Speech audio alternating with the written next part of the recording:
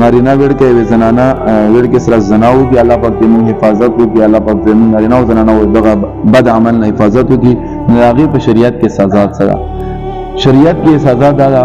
که چېرته ناواده کړی وړکی ناواده کړی وړکې زنا وکړي او په دې باندې ګواهان څلور داسې تېر شي چې په خپلو سترګو یې داسې وویني لکه څنګه چې هغه رانجو لرګی په سترګه کې وي داسې وي دا نه چې خالي کمره کې ولیدل یاره ما ولیدل کمره کې څه ناست وو دا ګواهي قابل قبوله نه په شریعت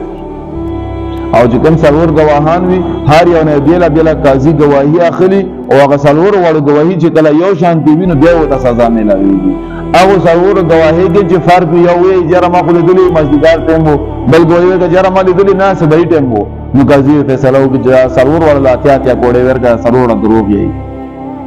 او چې کومو کسانو باندې تهمت لګول هغه به همداسې بري کړي نور عند الله چې کومه سزا الله په نسبت باندې مقرره وي ورته میلاویږي بیا خو دنیوي سزا ده چې کله څلور ګواهان په باندې تېر شي یا په خپله دو په ځان باندې ګواهي پیره کړي ناواده کړی وړکی او ناواده کړي وړکې لپاره سزا سل کوړې ده سل کوړې به وړکې ووهلی شي سل کوړې به وړکې ووهلی شي او که واده کړي وي او زنا یې کړي وي نو واده کړي لپاره بیا رجم ده رجم ویلی کېږي په تیږو باندې ویشتل دغه سړی په تیږو باندې وولي دومره وولي چې په تیږو باندې مړ شي او دغه زنانه یې په تیږو باندې دومره وولي چې موږ دغه تیږو باندې مړه شي الله تبارک وتعالی دې زموږ داسې عملونه نه وساتي ولې روان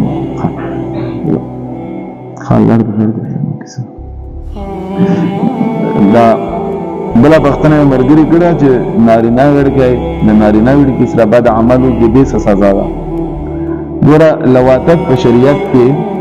سزا نه مقرر شوي قاضي د وخت مطابق فیصله کوي چې څه ورته وخت مقرر کړي که قاضي کومه فیصله وکړي وخت موافق نو هغه باندې عمل کېږي پانسي کوي جیل کې پوخ اچوي چې کومه سزا قاضي مقرره کړي او عند الله دا ډېره زیاته سخته ګناه ده لوط علیه السلام قوم دغه عمل کول او الله تبارک وتعالی دغه عمل په وجه باندې عذاب په باندې راوستل او دلته جمعات ته یوه خبره بیا هم وکړم ډېر په معذرت سره یې کوم کم انسان چې دغه عمل کوي دغه بد عمل کوي نارینهو پسې ګرځي او دا شهوت نارینهو نه پوره کوي ګوره الله تبارک وتعالی ډېره عجیبه سزاګانې دي په دنیا کې دغه سړي لپاره عذاب دی چې کله دا بوډا شي که نه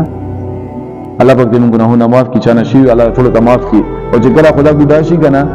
دغه سړي بیا شهوت دا طریقه باندې نه پوره کېږي دا بیا په بله طریقه باندې بیا ځان له ځوانان ویډي کې راولي او خپله غلط کار رسته کوي چې مطلب ویلی نه شم په خوله باندې خو الله رحم وکړي